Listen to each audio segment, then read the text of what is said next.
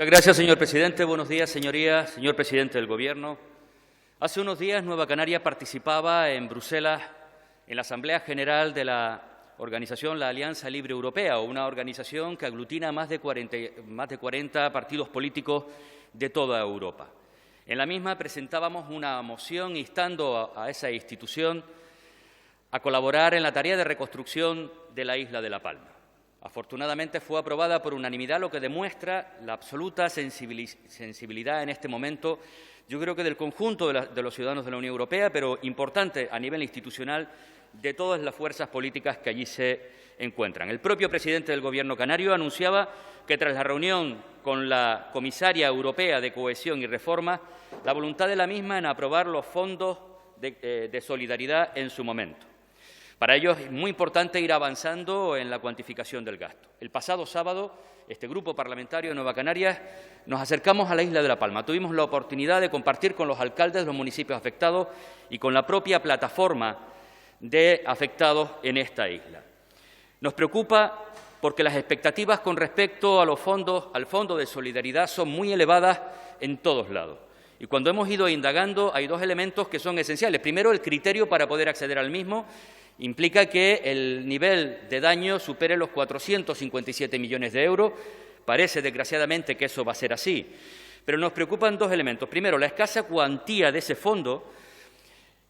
En un escenario de 1.000 millones de euros de gasto, no iríamos más allá de 37 millones de euros de ese fondo. Cualquier euro es bienvenido, pero es verdad que creo que se han generado unas expectativas muy importantes con respecto a esto. El segundo, el plazo para solicitar las ayudas. No puede irse más allá de las 12 semanas desde el momento en que se inicia el evento catastrófico, en este caso, la erupción del volcán. Cierto es que el director general de Asuntos Europeos nos ha confirmado que ya ha hablado con la Unión Europea y nos permitirá con posterioridad a ese momento un segundo informe con nuevos daños, si así fuera necesario, para incorporar el primero. Por tanto, es importantísimo también seguir reivindicando a nivel de la Unión Europea no solamente ese fondo de solidaridad, sino otros fondos como los destinados al ámbito agrícola. Y también la posibilidad de estudiar la reestructuración de ese reglamento para las RUP en tanto en cuantías como en plazo.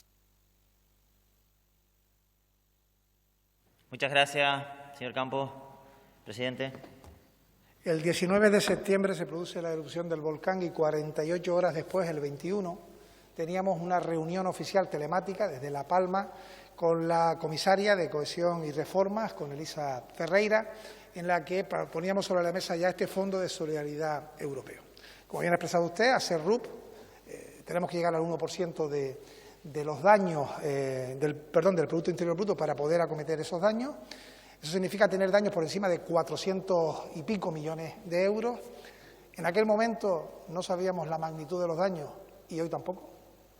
Es decir, no podemos predecir cuáles van a ser los daños definitivos del volcán, porque frente a lo que todos deseáramos, que es que fuera menos, eso no está ocurriendo y por tanto no sabemos cuándo puede ser el final de la erupción y tenemos hasta 12 semanas, una vez empezado la emergencia, para poder presentar esos fondos, que serán siempre provisionales.